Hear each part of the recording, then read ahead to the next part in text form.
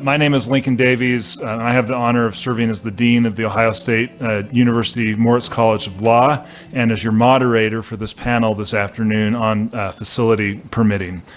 We have a distinguished panel, Michael Dax, who is the director of the Western Program from the Wildlands Network, John Eagle Sr., who is the Tribal Historic Preservation Officer for the Standing Rock Sioux Tribe, Matthew Eisenson, who's a senior fellow at the Sabin Center on Climate Change Law at Columbia Law School in New York, and Amanda Smith, the Vice President of External Affairs for the AES Corporation.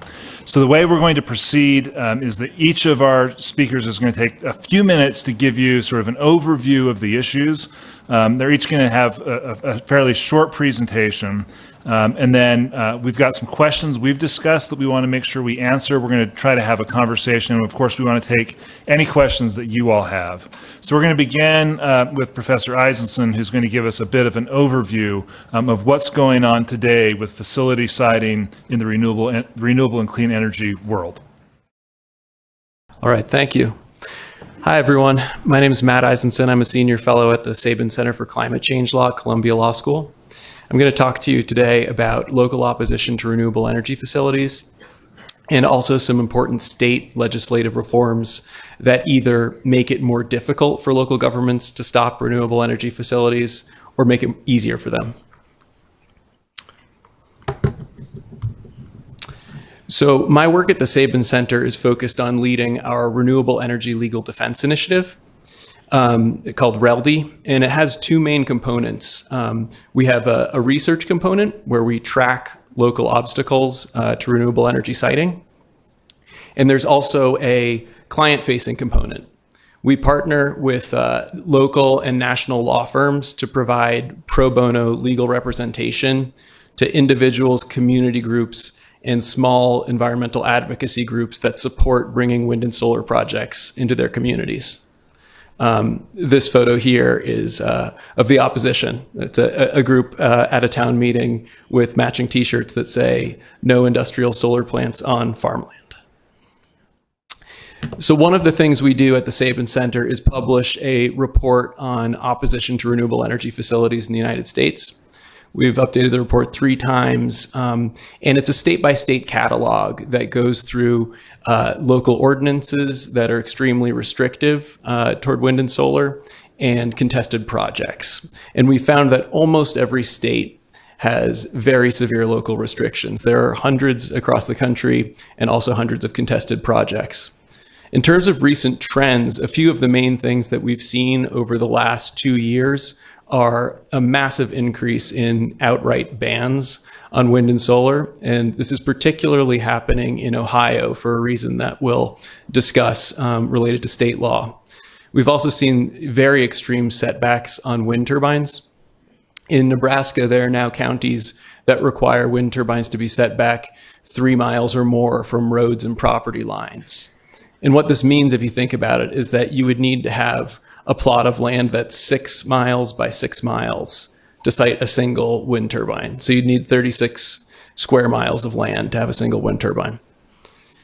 We've also seen a huge increase in restrictions that are explicitly aimed at prohibiting solar from agricultural land. And we've seen these especially in Michigan townships. As I mentioned, Ohio has, we're seeing outright bans on wind and solar. You know, this is a map that shows 16 out of the 88 counties in Ohio have now created restricted areas where solar is effectively prohibited. If you zoom in on one of these restricted areas, this is Allen County, Ohio. The red zones here are all restricted area where you can no longer build a large solar farm. The tan areas are the incorporated zones. These are towns that are already pretty built up where you wouldn't build one anyway. And then the little blue areas around Lima in the center are where you can still build solar in Allen County. I mentioned that there are now many restrictions aimed at prohibiting solar from ag land. Here's an example from LaSalle Township, Michigan. We've represented individuals in this township who are participating landowners in a solar project, and they were, very excited to get a lease that would allow them to rent out land for a solar farm. They live very close to a coal power plant, the Monroe generating station that's going to be closed soon. There are transmission lines that run through the property.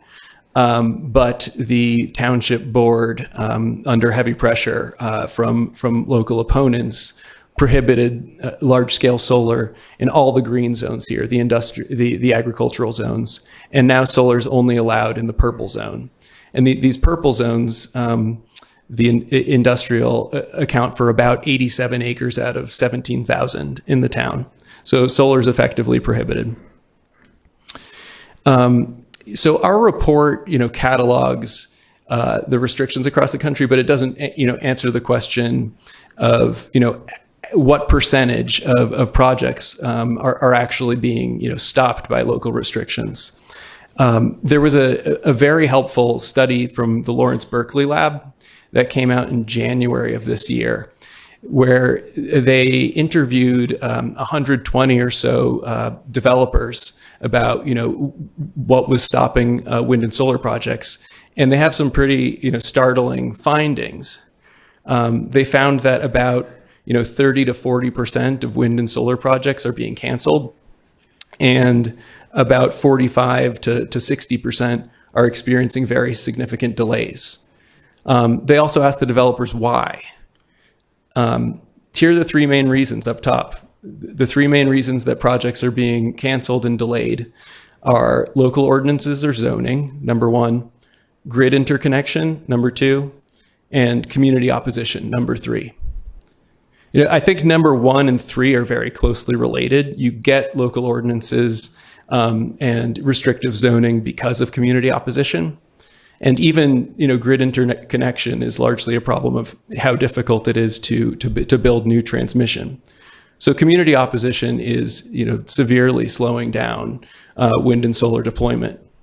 It's also interesting to see, what's not at the top of the list. Environmental restrictions, it's relatively low down the list. Maybe 10% of developers identified it as a top three cause. Another question that the Berkeley Lab asked developers is, how often are you hearing different types of concerns about wind and solar? And you see here at the top of the list, visual impacts, residential property value impacts, sound, community character, loss of ag land at the top of the list. And then health effects, local environment, wildlife, also pretty commonly raised. But then when they ask the developers, what do you think is actually the root cause of the opposition? Visual impacts, community character, residential property value impacts stay at the top of the list, but the health impacts, environmental effects, wildlife impacts fall way down. In other words, at least according to what developers are seeing, they believe that opponents will frequently raise concerns about the environment and health impacts, but in many instances, it's not what's actually driving the opposition. To give you an example of what health arguments about health effects and environmental effects can look like, where it's not really the root cause. This is a snapshot of a website called notosolar.com, slide how solar affects you. And here are 2 bullet points. Solar panels emit a substantial amount of heat, which negatively affects the environment. It is likely that solar farms are making climate change worse. They also say the heat from solar farms kills many birds and bees. And this is a website that was created to oppose solar farms in Monroe County, Michigan. This is solar photovoltaic. These projects are not killing birds and bees. So that's the problem of local opposition. The second thing I wanted to talk about is, what are states doing about this? And as Alex Klass explained in her opening keynote, there have been some very important state-level siting reforms over the last few years. The ones that are color-coded blue here are states that have made it more difficult for local governments to stop wind and solar projects. And the one that is color-coded red has made it easier for local governments to block these projects. So there are a few different types of reforms here described in this slide. So New York and California and Michigan all adopted a very similar type of reform that gives the state jurisdiction over projects of a certain size and allows the state authorities to preempt local restrictions when issuing a permit. Illinois had a very different type of reform. In January of 2023, they adopted a law that sets guardrails, very, very specific guardrails on the types of restrictions that county governments can adopt. So a county, can adopt a setback for a wind turbine, but it can't require that a wind turbine be set back by more than 1.1 times its height from a road. So instead of, a 3-mile setback from a road, it would be more like a, 700-foot setback. Florida had a very different type of reform from New York, California, and Michigan as well, in that it established that solar is permitted by right in agricultural zones throughout the state. So a county in Florida could not do what LaSalle Township, Michigan did in prohibiting solar from agricultural zones. It's permitted by right. Ohio went in the opposite direction. Ohio has had a Ohio Power Siting Board in place for years that has exclusive jurisdiction over large projects, but it created essentially a carve-out for wind and solar, where counties can veto individual projects or declare themselves off limits altogether by creating restricted areas. So here's an excerpt from the New York siting reform. And this deals with preemption. So in New York, the State Office of Renewable Energy Siting doesn't automatically preempt local restrictions when issuing a permit, but it has to do this sort of balancing test. So the state has to decide whether the local law or ordinance, it can decide to elect not to apply in whole or in part any local law or ordinance which would otherwise be applicable if it makes a finding that, as applied to the proposed major renewable energy facility, it is unreasonably burdensome in view of the state's legislative climate targets and the environmental benefits of the proposed major renewable energy facility. So it's a balancing test, balancing the benefits of the project against the restriction. And then, as I mentioned, these legislative reforms can go in two directions, and Ohio counties can now either veto wind and solar projects or designate restricted areas, and this is what they've done. So I'll stop there. Thank you.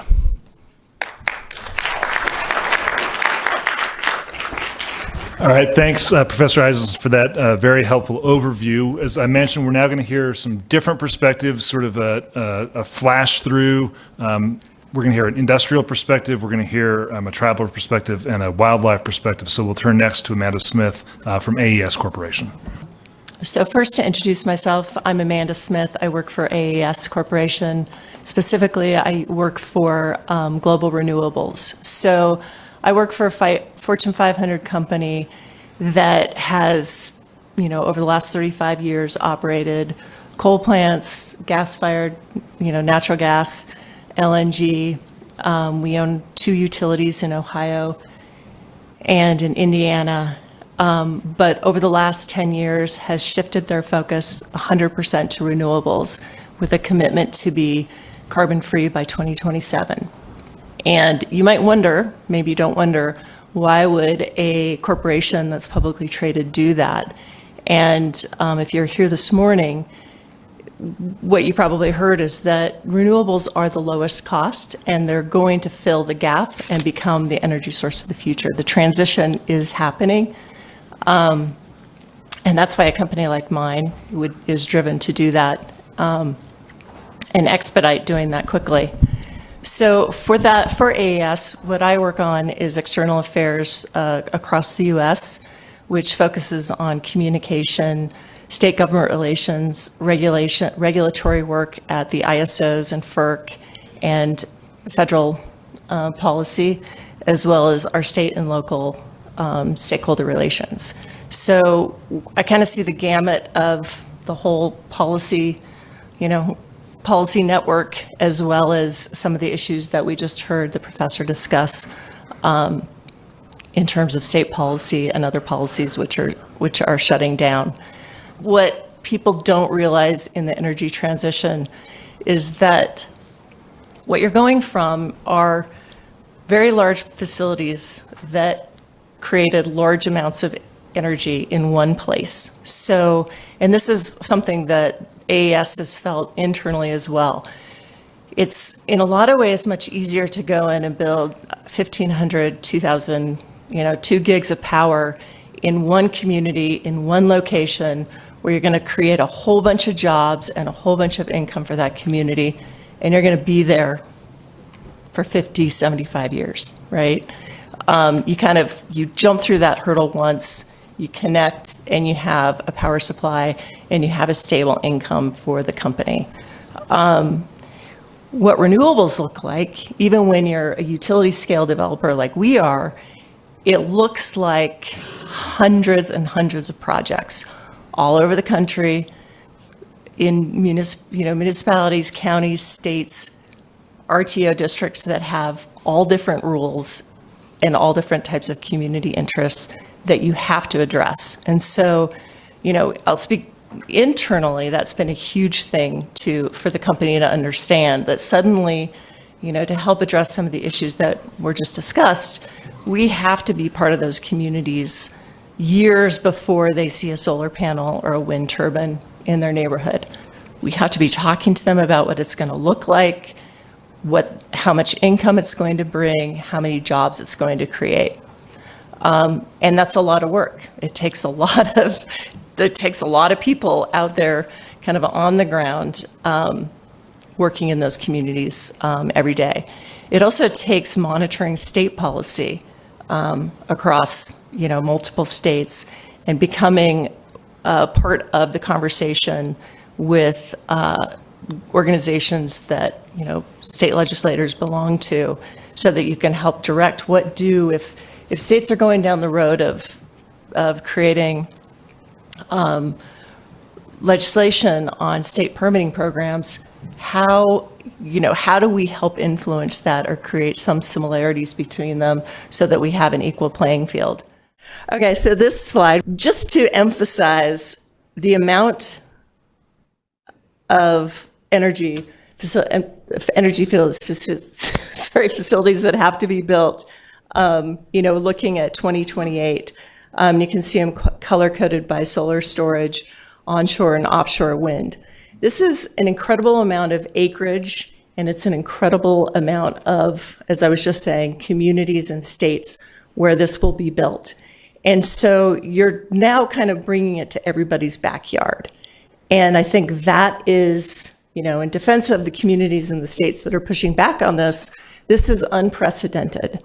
And it's something that you have to be aware of. The other piece of this is that who's doing this? It's IPPs, for the most part, like AES. And we're probably in the top 5 largest companies, probably second largest company. A lot of the companies that are building these facilities are small companies. They don't have a lot of resources. So you have a lot of players out there with a lot of different ethic and resources in your communities. And so it's a very fertile ground for creating more pushback from communities. Wanted to talk just a moment about, how it works, right? So you have a private company that comes in. It takes, probably 7 to 10 years from prospecting to late development. And I love the picture on the bottom because this is really what it feels like. You know, you have to have a lot of capital really early to go in and file for interconnection. As was mentioned this morning, the RTOs and ISOs are they're trying to comply with FERC Order 2023. So they're creating new rules around what does that look like and what do you have to do in order to even file for interconnection. And the bottom line is that you have to have more capital and you have to have more time. And so companies are investing a lot early before they have local permits, before oftentimes they have full land control. And then you move through early stage development, which includes engineering, environmental review, working with consultants on your environmental permitting. And this is all before you have really a buyer or your permits to actually build the project.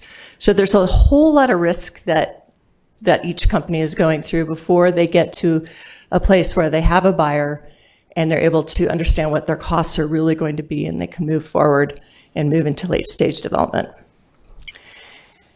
Speaking about just a really high level view, and this was spoken about this morning as well, queues, interconnection queues. So just a quick, brief description of what that is. So obviously, if you're creating power, you have to be able to interject that power onto the transmission lines, onto the grid. So the first step is you look at a map about where are the resources, where are your solar resources, where are your wind resources, and then you line that up with where there is availability on the grid or connection areas that you can actually get your power onto that transmission system without having to build new line, because building new line is not only really hard to permit, but it's also extremely expensive. So you have to overlay those two things. That's kind of a basic thing. So in 2014, this is what the interconnection queue looked like. That's how many projects we're trying to connect in those locations. Fast forward to today, this is what we got going on. So if you file for interconnection, now in many jurisdictions, you have to have some, 50% or more land control. You have to be willing to pay substantial amount of money to do a cluster study or some kind of transmission study to understand, can this line take the amount of power that you want to inject onto it? And you have to be investing in some other, basic engineering and environmental analysis before you know if you can ever build this project.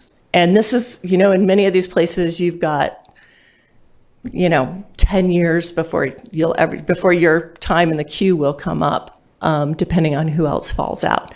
And every time, if they do a cluster study, every time they study it and someone falls out, the study changes and the costs change. So there's just no predictability in this process at all. So when you think about trying to meet the demands, you have a really ineffective and confusing system for people who are trying to kind of build the energy transition of the future. So I'm not going to belabor this point, and I think I'm already out of time. What are the permitting challenges? As we heard, lots of moratoriums and bans, growing opposition, restrictive ordinances. But I would say the number one thing is unpredictability. So the states where AES works the most is California and New York. Liberal states that have a lot of regulation around how you develop. And it's much easier to pay more money and have a set of rules that you can follow and actually get to the end of that process than it is to participate in markets like WEC and MISO, where there's very little predictability in how the process is going to be run or how you're going to be able to actually sell power at a predictable price. So with that, I will end my time.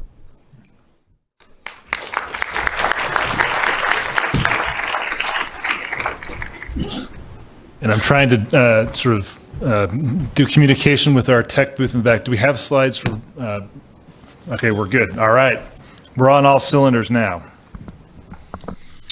All right. As those get called up, as Lincoln introduced me, my name is Michael Dax. I'm the Western Program Director for Wildlands Network. We're a nonprofit wildlife organization headquartered here in Salt Lake, but our work stretches from northwest Mexico all the way up into eastern Canada. We are not funded by fossil fuel interests, just in case that was an outstanding question. But our work focuses on large landscape connectivity, and it has for the past 33 years. So we do a lot of work in the road mitigation space. So if you ever see overpasses, underpasses, things like that. We work on other obstructions like residential development, fences, and now energy projects, which is kind of how we got to this point. So just quickly, I want to point out this is a picture of the San Juan solar facility in northwest New Mexico. In that picture, you can see the retired San Juan generating station. I don't know if the cursor works. You have this San Juan generating station, which was retired at the end of 2022, coal-fired power plant, and that is shiprock, the geological feature shiprock. So really fascinating landscape here. So we got funding from the Department of Energy last year for a 4-year study that we launched in September, where we will be looking at interactions between pronghorn and utility scale solar. So we have 2 project sites, our North Project area, which is up there by Farmington, and includes lands owned and managed by the Ute Mountain Ute, BLM, New Mexico State Land Office, and private interests. And then our South Project site, which is on Navajo land in eastern Arizona. So a couple questions that we have going into this is, one, how will pronghorn and other species interact or adapt or not adapt to these facilities? Of course, because they're fenced, we don't expect, and we're not, trying to allow for pronghorn and other large mammals to be able to access the interior of the facility. But what sort of displacement or avoidance are they displaying beyond the immediate footprint? Also, how do you monitor before construction? For example, we saw a proposal from one company that proposed doing a single drone flight at one point in time to determine what wildlife may or may not have been on the landscape. Obviously that sort of coarse approach, could miss a whole lot, breeding grounds, seasonal movements, whatever it may be. So, before construction, before siting, before permitting, how do you actually go in and figure out, what the wildlife use looks like? And then finally, how to mitigate those impacts, whether it is through siting or design features. And so with this 4-year survey, we've developed habitat models that we plan to improve as we collect data. We have over 100 cameras out, over 50 hexagons, 50 study sites that are hexagonal in shape, drones, ground surveys, and then 2 weeks ago, we put out collars. So we have currently 58 collars out on the ground. You'll see the helicopter crew chasing them there. And then a pronghorn doe sporting a new necklace. So kind of, where did this project come from? For us, it did start with that San Juan generating station. From one of the maps that I believe one of the keynote speakers had this morning, you could see there's significant transmission capacity radiating out from northwest New Mexico because of this coal-fired power plant. So that infrastructure is there. The Energy Transition Act that New Mexico passed in 2019 required a minimum of 650 megawatts of solar and 300 megawatts of battery storage. We're certainly going to see that plus likely more go in over time. And then the other piece of this too is that these herds have been severely understudied. We don't have the baseline data, which is kind of a scary place to be. If you don't have the baseline data, it makes it a lot harder to detect any changes on the ground. And in part because a lot of that land is owned and managed by Navajo and Ute, which have not traditionally had the resources to do the sort of monitoring necessary. We're kind of flying a little blind here. This is the same picture, that solar facility, San Juan Solar. The top picture, I believe, was taken in maybe May or June last year, and the bottom picture was taken 2 weeks ago. So you could just see that change on the landscape. As I mentioned, this is an area where there's been very little research done. Elsewhere, with wind, there's been decades of research into bats and birds. Elsewhere, with listed species like desert tortoise, there's been a lot of work that's gone into it. Because big game species like pronghorn, elk, mule deer, things like that are not endangered and are primarily managed by the states, you don't have that sort of regulatory hook that forces these mitigation practices in the same way. So right now there's just been one peer-reviewed study published 2 years ago, I believe, by Hall Sawyer. This is a facility in southern Wyoming that has high densities of pronghorn, and quickly, at a quick glance, you could detect some additional avoidance and displacement.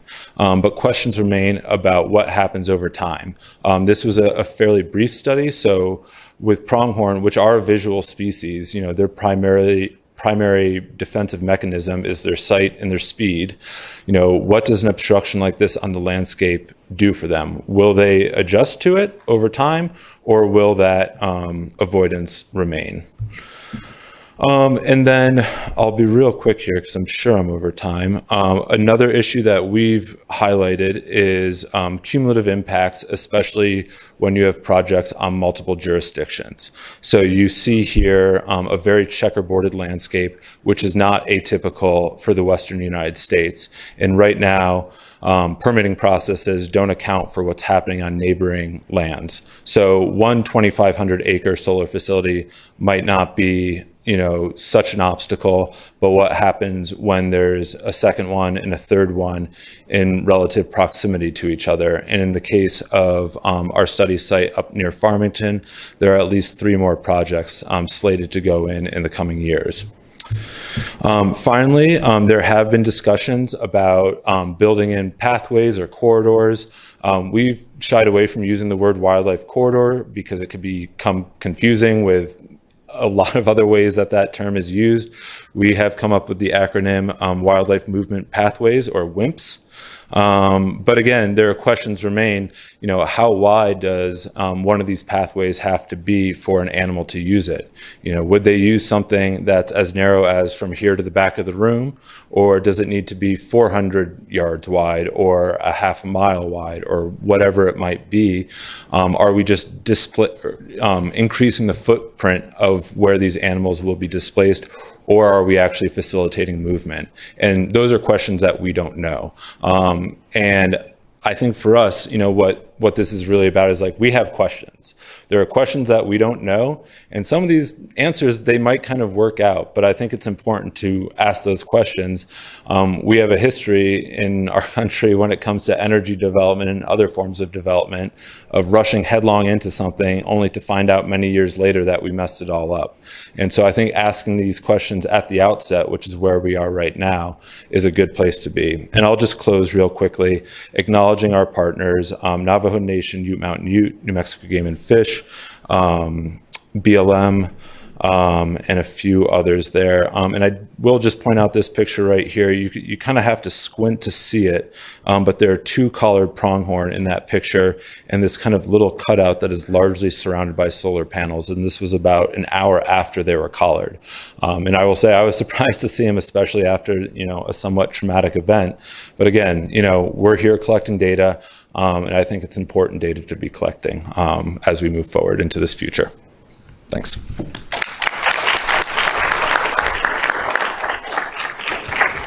Okay, so we've had overview, we've had an industrial perspective, we've had an NGO perspective. We're now going to hear from John Eagle for a tribal perspective.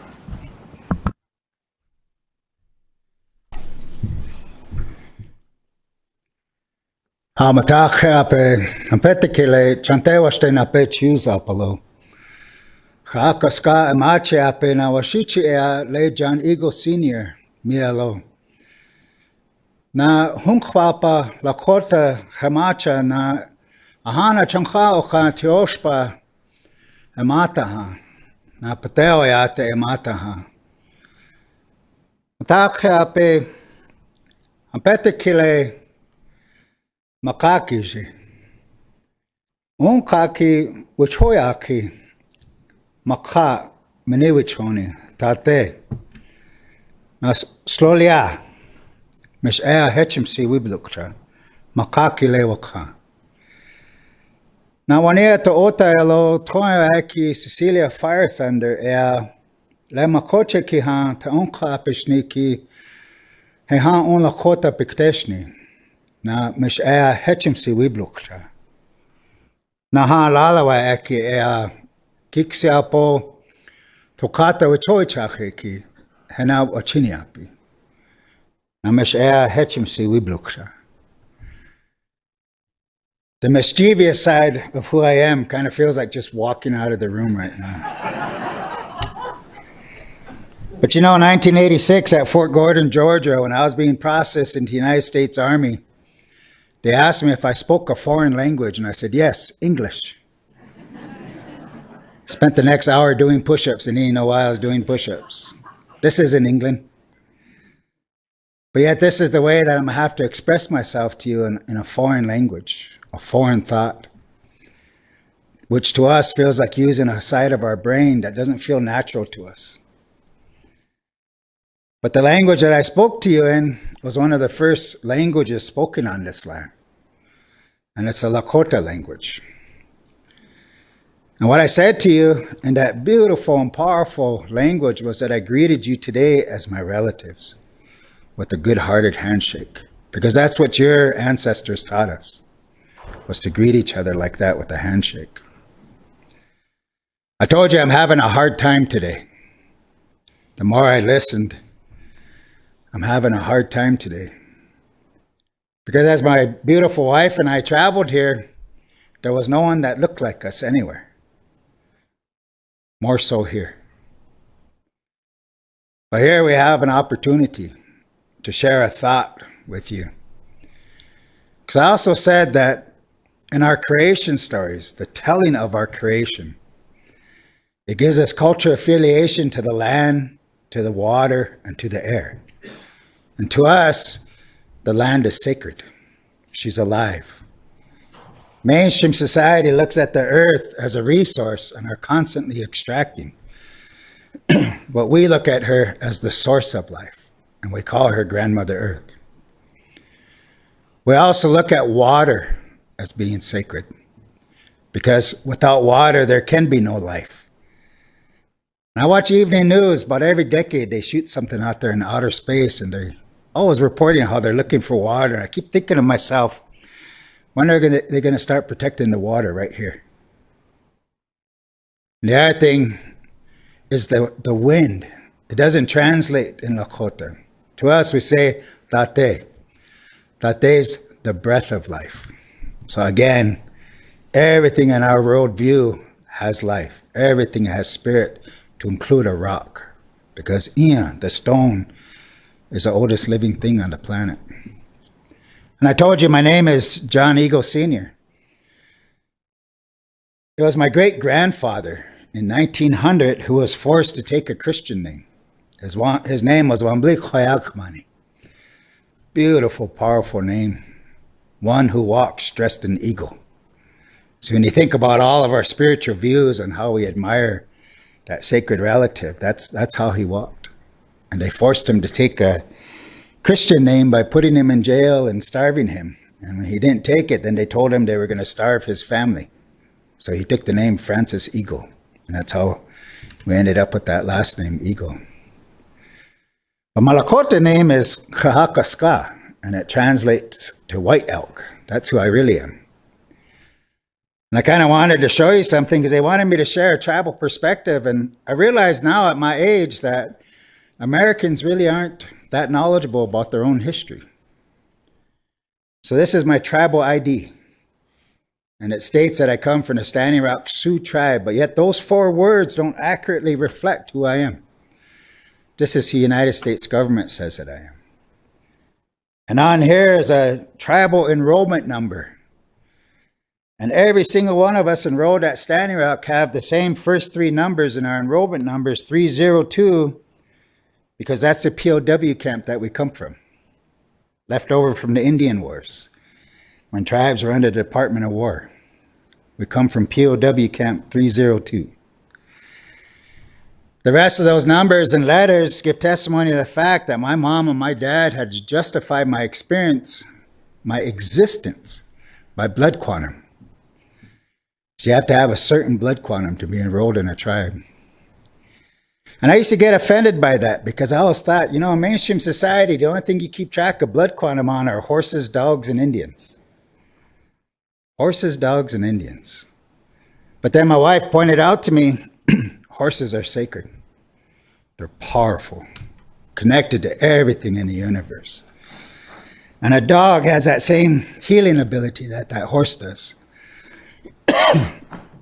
She created a paradigm shift in my mind, and I start thinking, maybe it's not so bad that they look at us in that same category as horses and dogs, because of their healing abilities, because of their sacredness. You know, my wife and I drove about 16 hours to get here, crossing our ancestral lands and then leaving those ancestral lands, and looking at all these historical markers on the land, and I didn't see us anywhere. I didn't see us anywhere in that journey. I saw a Mormon trail, Oregon trail, but those weren't Mormon trails. Those weren't trails that the immigrants found. Those were Indian trails. That interstate that we took getting here, those were Indian trails on how my ancestors traveled coast to coast, pole to pole. But nowhere did I see us in any of that. And I know my colleagues here didn't intentionally do this, but today is almost a metaphor to how tribes are treated in this country, because I'm the last that was invited to speak. And nowhere in any of those presentations that I see tribal concerns, that I see tribal considerations. And yet I told you that the land is sacred, the water is sacred, and the air is sacred. I'm a tribal historic preservation officer for the Standing Rock Sioux tribe, authorized under the 92 amendments of the National Historic Preservation Act, which means I'm a federal regulatory officer. So undertakings like this, when there's federal hooks, they have to reach out to every tribal nation that attaches religious and cultural significance to that area of that undertaking. And we engage them in consultation. But I'm here to tell you that something needs to be changed, because you control our narrative. It's the archaeologists and anthropologists that control our narrative. Even though they're drawing from that database of their education, their training, their experience, when we're on the land, we're drawing from a database of our language, our oral histories, and our sacred knowledge. And we're not the same. And they don't have the ability to see what we see on the land.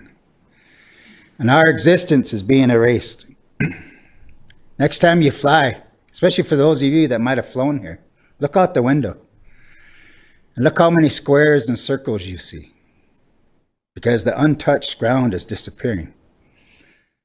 When I was thinking about listening to them as they were talking about concern, especially last when they were talking about pronghorn, you know why my ancestors fought so hard?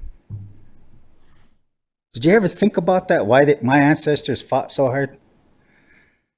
Because of how much they cherished their wives. Because of how much they cherished their moms.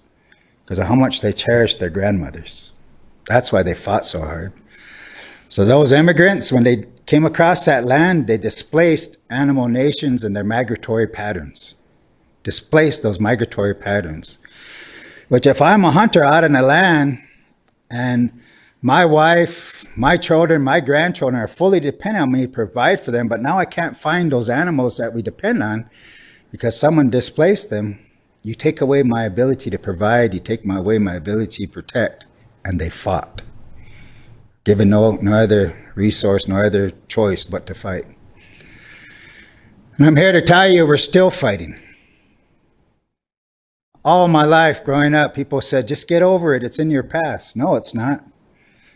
2016, they crossed treaty territory and brought the Dakota Access Pipeline to us, jeopardizing our way of life, jeopardizing our children and our grandchildren if that pipeline breaks, or maybe I should say when that pipeline breaks. We need to learn to work together. Because you see, when my dad walked me to a school bus for the first day in my life, and every time I tell this story, I have this vivid memory of him holding my hand. From that day until today, I've been indoctrinated in a Western European school of thought, and so have you. But yet my people remain a mystery. And that's what needs to change. When we were on Zoom call, I told my friend here, now's your chance. You don't have to watch Dances with Wolves again. I'm right here.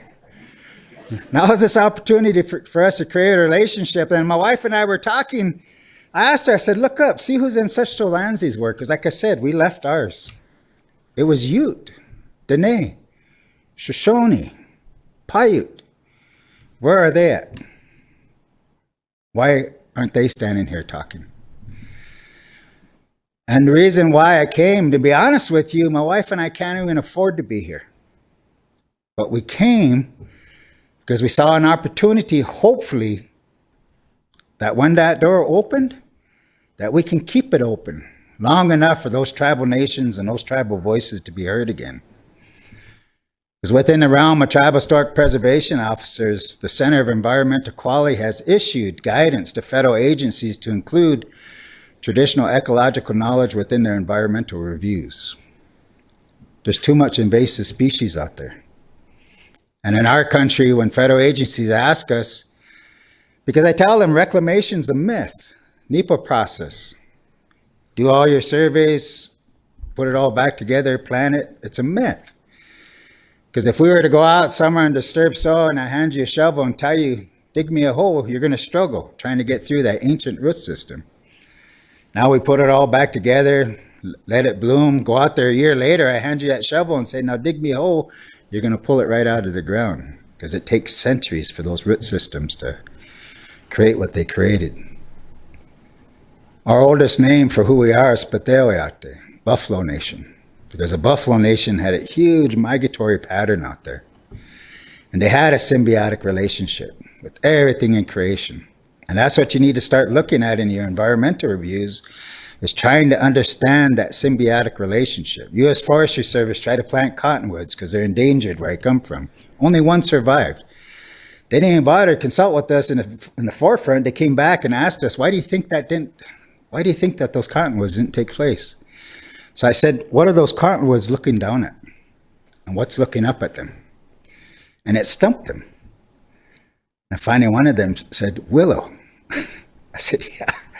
You have to create that symbiotic relationship, what's looking up and what's looking down, because for us, our laws, these things you're talking about, are written in the stars, because we still have our star knowledge.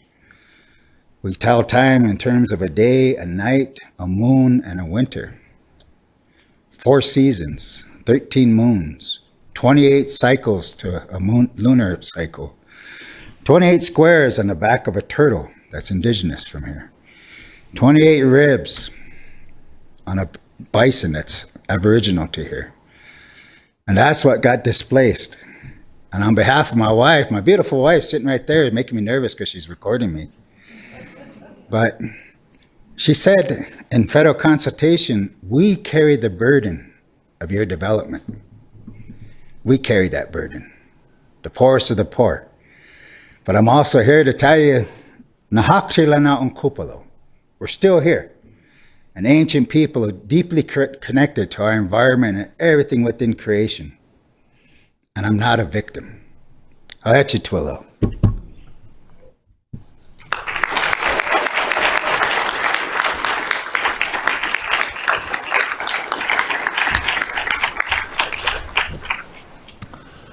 So we have a lot to talk about, and it's not Kevin Costner.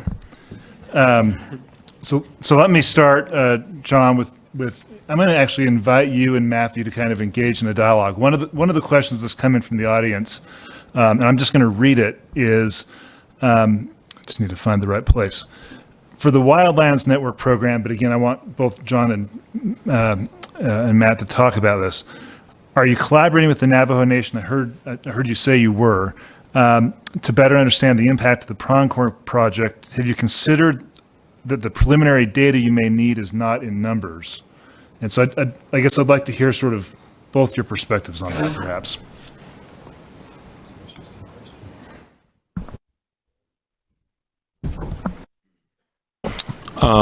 We are partnered directly with both Navajo and Ute Mountain Ute on the project. And for both of them, I would say, we absolutely could not do the project without them, and we've deeply appreciated their support.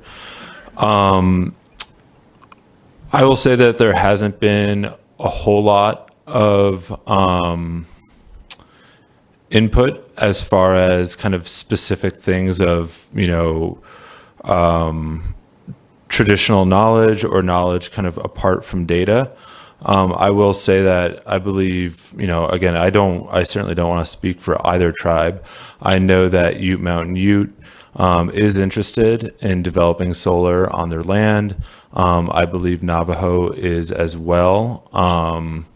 And so, energy independence is certainly a value that they hold.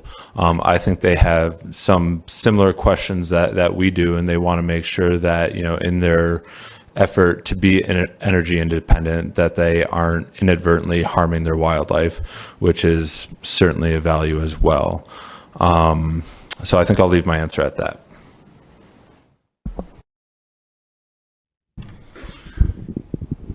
For me, my grandparents and my dad taught me how to live with the land, not live on the land, but live with the land.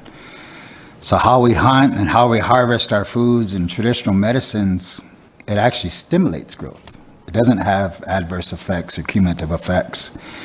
My ancestors had a small ecological footprint on the land, but that world that my dad prepared me for no longer even exists. It doesn't even exist anymore.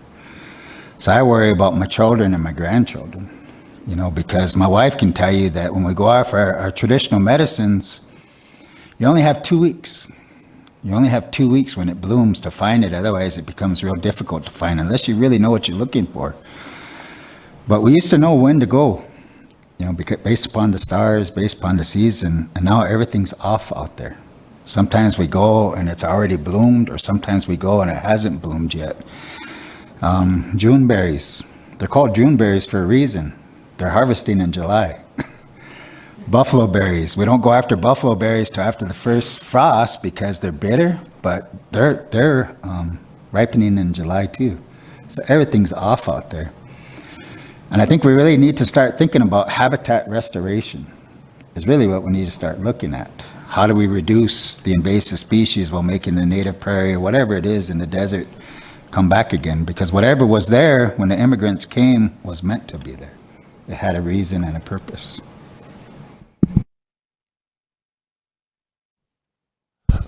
So I want to stay on this theme for just a moment. There have been a few questions that come in about sort of the difference between renewables projects and fossil fuel projects. Notes that there are 51,000 oil and gas wells in New Mexico. Ute land in the Uinta Basin is being used for fossil fuel extraction. And I guess I would just ask every member of the panel, and maybe we'll start with you, John, and just come toward me about your perspective of those trade-offs and what that's looking like in terms of getting these projects built, but also how the communities are interfacing with them, and whether whether that interface about renewables projects is different than it is about fossil fuel projects. One of the challenging. So my family invested my language in me, our oral histories, and our sacred knowledge. And one of the challenges in working with other cultures is trying to figure out what is it that we share, because I don't want to be running around in a state hospital in pajamas because you can't believe something that I tell you. But we have a word for dinosaur in my language. They're in our creation stories, and they were bad. And they're in our creation stories, what happened to them and why they're in the earth. So tribes that have those types of sacred knowledge don't like the extractive industries because you're releasing that back into our environment again. when in ancient times it was dealt with. The renewable energies tribes are very favorable of because you're tapping into something that's ancient. You know, when you think about the sun, Ampeli, to us, it's a source of strength. But we don't have the ability to harness that strength. We can't store it. But the grasses can, and the medicines, and the bushes, and the trees. So when animal nations eat those, and then we eat them, then we benefit from that source of strength. So tribes are favorable of solar. They're favorable of wind because, again, that's, to us, it's not wind, it's the breath of life. So you're harnessing that to create energy, which it in itself is an energy. The only challenge is the size, the footprint. Because when you look at solar, it's a huge footprint. And when you're trying to protect ancestral places on the land, that gets challenged to even a solar array. Solar companies tell us, well, it's just a post. Well, yeah, but the array itself is covering more than just that post. So it's challenging trying to get those two different world views to mix.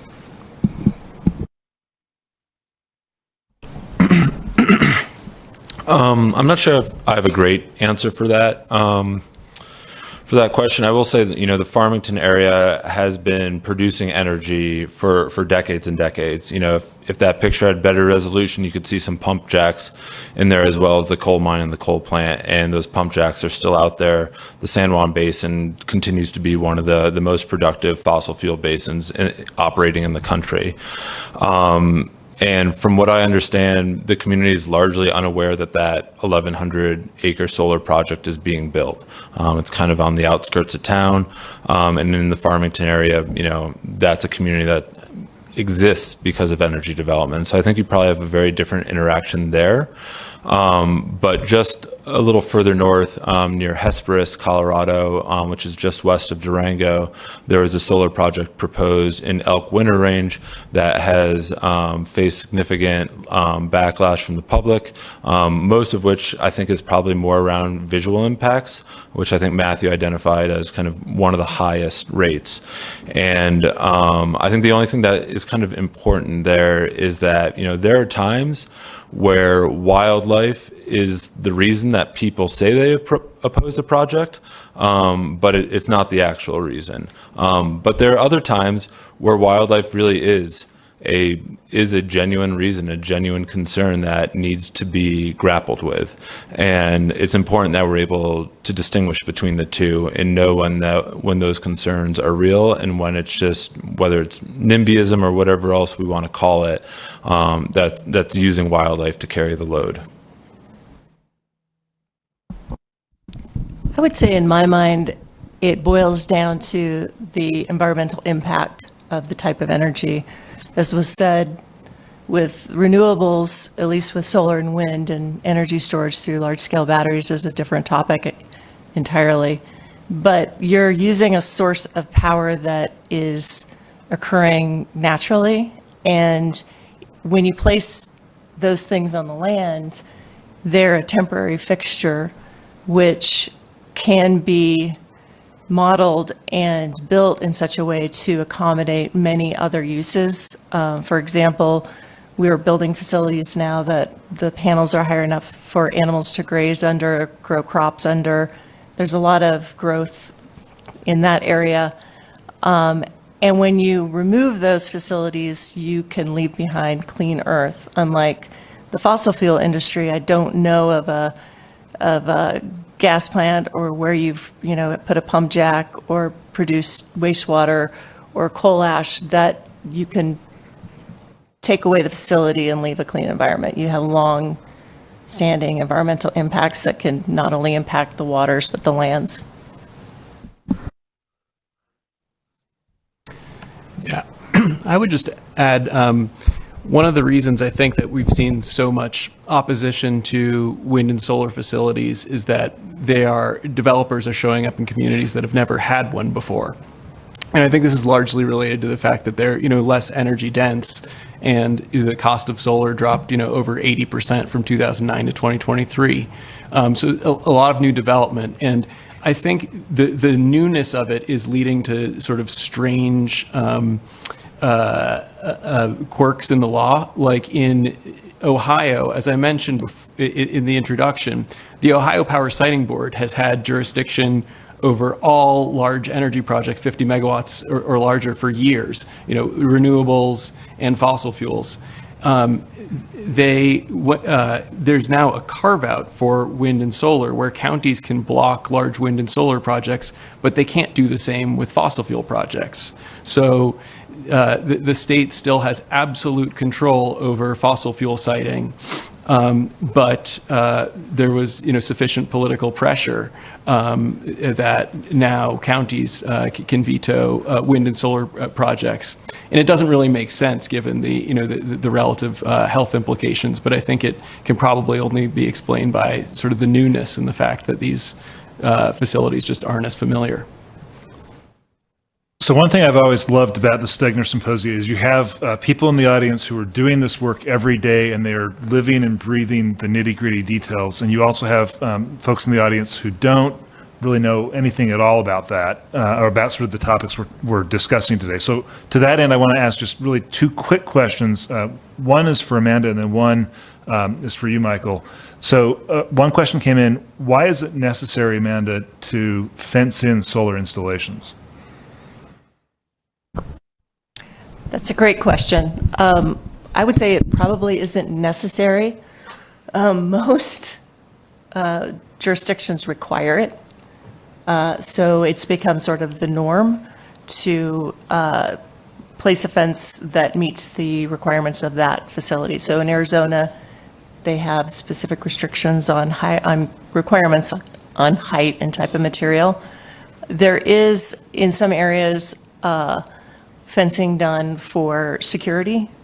We have a lot of solar in Lancaster County, California, and about every night we have people come stealing copper off the site. So not only is it fenced, but we have security cams and guards, and so it very much changes with the jurisdiction in the area where the facility is built and what the requirements of the community are.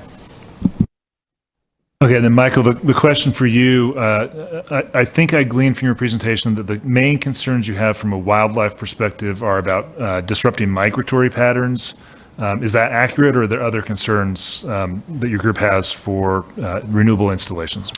There are others. I mean, when you're talking about these larger facilities or multiple facilities, and you're talking about taking, 10,000 acres just off the map, for certain species and populations, if just over 10 years there's 30,000 acres less habitat available, what does that mean?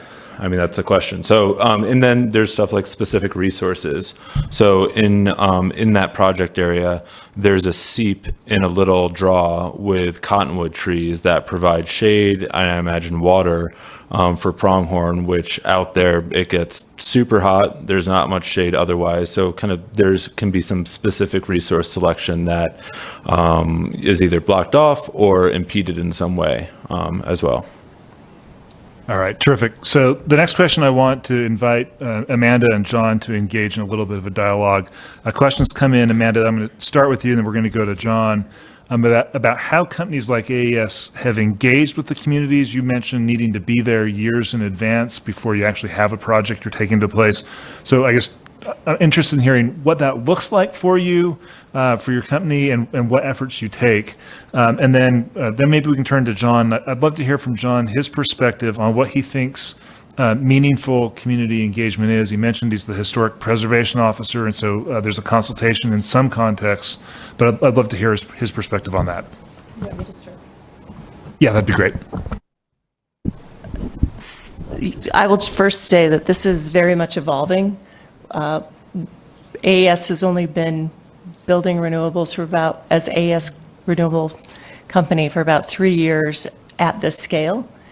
And what it looks like for us is that we are working alongside of our development and permitting group at our early stage development, looking at communities, working oftentimes with external consultants to identify what are the interests of the community.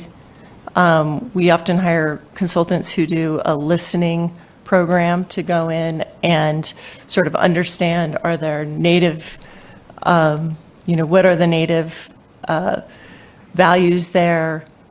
What are the other community interests? Is there already opposition to this type of development? And then we create a strategic plan that includes, in every community, some type of community partnerships or giving. And we try to instigate that first. We haven't been so good at that in every instance. It takes a lot of capacity for the company and a lot of people. We have to make some judgment on what communities will be more difficult to build in than others. Interestingly enough, there are places, as I mentioned in Lancaster County, California, where communities have decided that this is going to be their identity. Much easier when that is the case, obviously, because they are welcoming that type of development. They know what they're looking for from developers.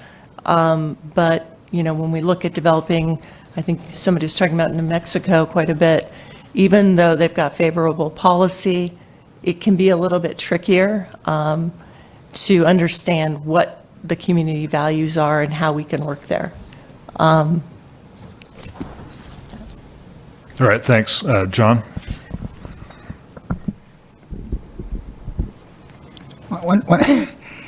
I was getting nervous when people ask me questions. My mind goes, oh man, I'm gonna have to answer that. One thing you need to know when you engage people from Standing Rock, Hunkhuapa, like my wife and I come from, is we're descendants of Sitting Bull's people. So my ancestors were famous because of their resistance to Western expansion. And it's going to feel awkward, but keep in mind I'm bringing a voice from the 1800s to you.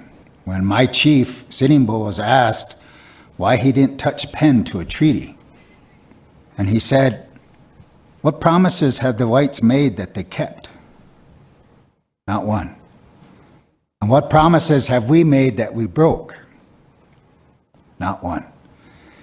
Every agreement ever signed in this country in the form of a treaty with indigenous people was broken. Even though the supremacy clause, your constitution states that treaties are the supreme law of the land, they still get broken. So our resistance to Dakota Access Pipeline, we filed lawsuit against their implementation of Section 106, National Historic Preservation Act, and we lost because we couldn't help another culture understand what irreparable harm meant to us, what that meant to take out our sacred places and our places where our ancestors were laying. We couldn't prove that to that federal judge what irreparable harm meant. So then we changed our lawsuit and we attacked them on the National Environmental Policy Act, and here we won. We won that lawsuit, but yet they doubled the flow of oil in that pipeline.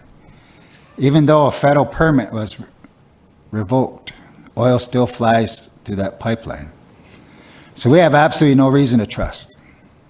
Absolutely no reason to trust mainstream society, because there's never been honorable dealings with the United States government.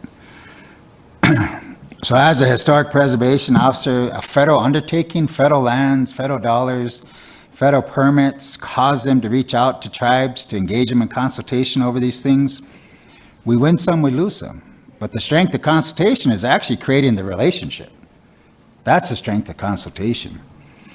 One of the things we've been working on lately, though, with wind and solar industry is, what do you do when there isn't a federal nexus? Because it's that federal nexus that causes them to reach out to tribes, because it's a federal law. So what do you do when there isn't a federal nexus? And here's where it's up to industry to do what's right, to reach out to tribes anyways, even though there is no federal nexus.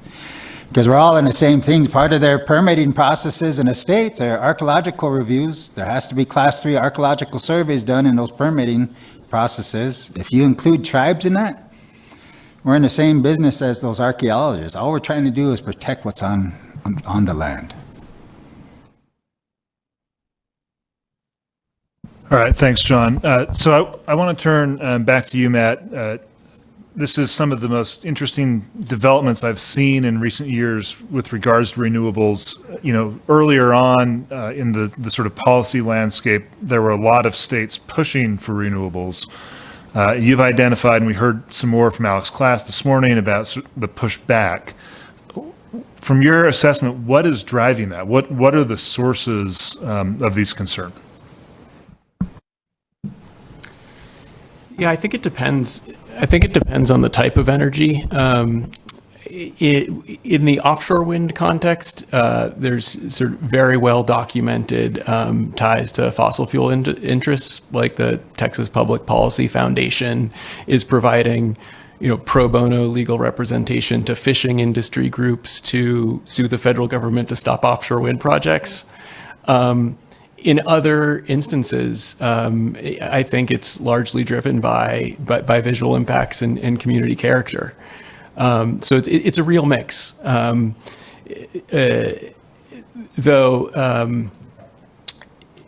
I don't professionally do opposition, research. So, Amanda, I guess I'd like to hear your perspective on the ground. You're dealing with this on a daily basis, so I'm sure it hits you in a slightly different way, but you're facing it. Do you have a perspective on this question? I think it's hard to put it all in one bucket. So it can be as unique as the community. For a lot of different communities, it is very much, even if they understand and are concerned about climate change, they don't want to see it. They don't understand what being a neighbor to a large solar array is going to feel like or be like. And they don't really want to learn. They just want to shut it down because we should be able to go do that somewhere else. The other, thing that we face is where there's actually paid opposition from interests that are more supportive of carbon-based energy, who have, kind of infiltrated. They have one person on the, county council who will just keep talking about these, sort of perpetuating these lies, like solar panels create heat. There are toxic chemicals that leach out of them into the ground. They have no substance, but if you have somebody who is going to come to every public meeting and say that and get their neighbors to wear the white or yellow t-shirt, then oftentimes what happens is that elected officials at that level are unwilling to move forward. It just sort of stops the process.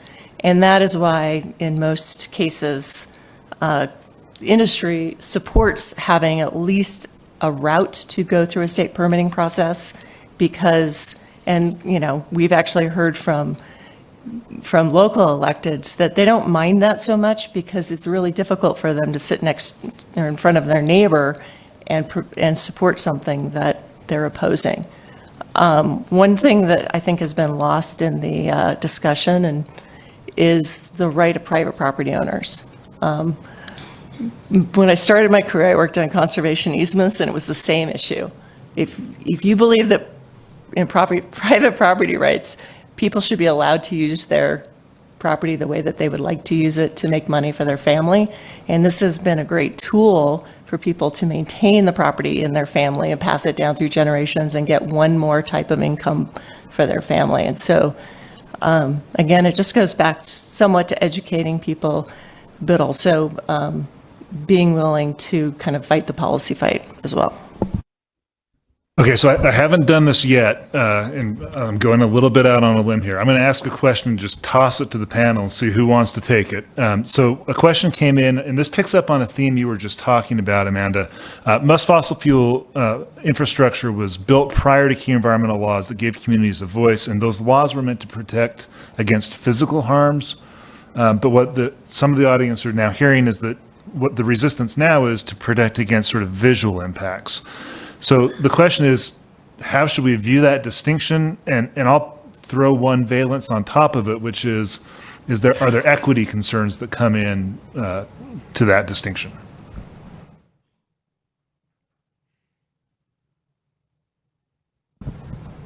This is why I was afraid to toss it to the panel. I mean, I am a professor, so I'm willing to call on someone. All right, Amanda's going to jump in. I will start, but I think you also had something to say. I'll start on the equity issue. I do think that there is opportunity to create more equity with how we look at the energy transition in general. We work in New York State, and in places where you have communities that have been highly impacted by fossil fuel and in some cases very dirty energy facilities, there's an opportunity to sort of turn that around and educate people about the transition and about what clean energy can do to help provide not only the security and reliability, but also at a lower cost. I do fear sometimes that there's a built-in inequity because oftentimes the resource lies far away from the load centers. So it's just inherent in producing renewable energy that you may have facilities out in areas where a certain population lives, and that energy will be used in the cities and larger population areas. Yeah. So we have a lot of NEPA experts in the audience. But I would say at a general level, NEPA and other environmental statutes from the time period were created largely to stop bad projects from being built. And now one of the big challenges is how to get good projects built. There was some discussion about this in the previous panel, but there's this question of energy privilege right now.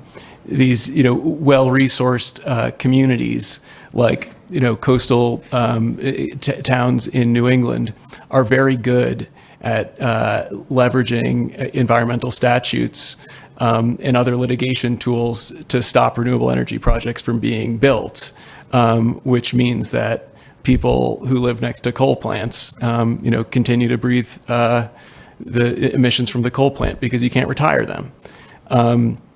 And you also see these environmental laws being used in ways that they weren't intended. There were 4 federal lawsuits trying to stop the Vineyard Wind project.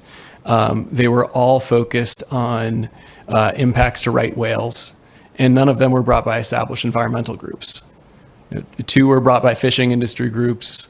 1 was brought by a solar developer who's concerned about competitive harms. And 1 was brought by a group called Nantucket Residents Against Turbines. Sorry, if I could just jump in, say one thing. Listening to this morning's panels especially, and just kind of conversation all day, it seems like there's both concerns with equity and a just transition, but there's also been a fair amount of sentiment kind of dismissing local concerns and how genuine they are. And it feels like those two things need to be, balanced in some way because they're not quite comporting, at least as the way I've been hearing them.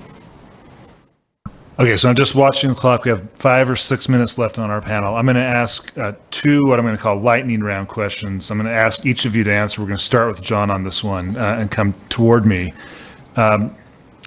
What is one thing you think people should do to push things forward, whether that's to fight climate change, to advance renewables, to care for the earth? What's one thing you think people should do? So my wife and I and our family, we raise horses. The buffalo are gone, but my ancestors learned from the buffalo and from the relationships they had, but they're gone. But all of our spare time is raised around horses, and one of the things that they taught me was that how you approach a person, a horse, or any given situation in life is either going to create resistance or it's going to create movement. But the only way to create that movement is to develop the relationship first. That's the only way to create movement. One of the things, as I was listening to him talk, there was a project in BLM administered lands south of Gillette, Wyoming, a place called Pumpkin Buttes. My wife and I passed through there. There was cell towers on the buttes. There was oil and gas around it. NEPA triggered Section 106, which brought tribes into consultation. Developing that relationship, having the hard conversations, it ended up with the BLM putting a 3-mile buffer around that butte from any further development, even though there was already things there. But when we first got in the room, they were saying, what's one more oil well? And that's a problem with development that happened before NEPA, right? Is they say things like that. What's one more oil well? Cedar Ridge, again in Wyoming, instead of archaeological sites, they called the entire ridgeline a traditional cultural property. And part of the mitigation was 1 mile from the base of the ridgeline, no development. 2 miles from the base of ridgeline development had to be camouflaged, so it didn't have a visual effect. 3 miles out, you were good to go. So there's ways forward. We just got to be willing to have the hard conversations with each other and create the relationships. All right, Michael, one thing people should do. Research as mitigation. Lots of conversations about mitigation, but with as little research and data we have right now, allowing research to serve as mitigation. Amanda? I think this is the hardest question asked. I would encourage people to educate themselves. There's this, I think you just said it, there's this tension between involving people and having the conversation and all of that, but there's also this tension between the fact that, unlike one of our earlier panelists, I'm not optimistic. I think we've already kind of thrown the world, into a crisis. And there's a part of me that thinks people should really understand that when they're talking about what their other values are, because some of those values will be non-existent if we continue to not reduce carbon as fast as we possibly can. Matt? Yeah, I would say if you support renewable energy projects and you have an opportunity in your town or county to show up and support, do it.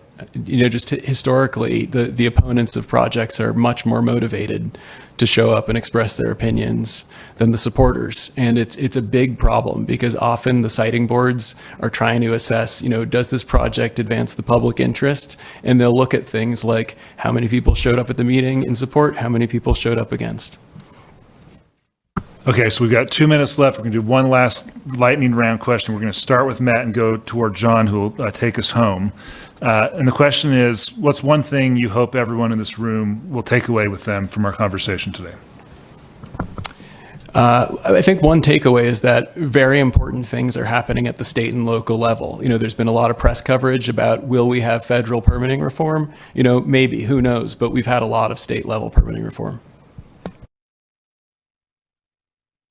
I'm going to somewhat echo that I think don't underestimate how powerful working in your local community is, and that's where some of the most important decisions are made. For me, I would say it is not a guarantee that the transition to renewable energy will be a net benefit for wildlife and habitat, and we need to make sure that we're not simply trading climate impacts for habitat impacts. And for me, because I work with many tribal nations, it's wanting to renew that understanding that we don't own the land. We're just borrowing it from our grandchildren. And with that, I'd ask the room to give our panel a warm round of applause.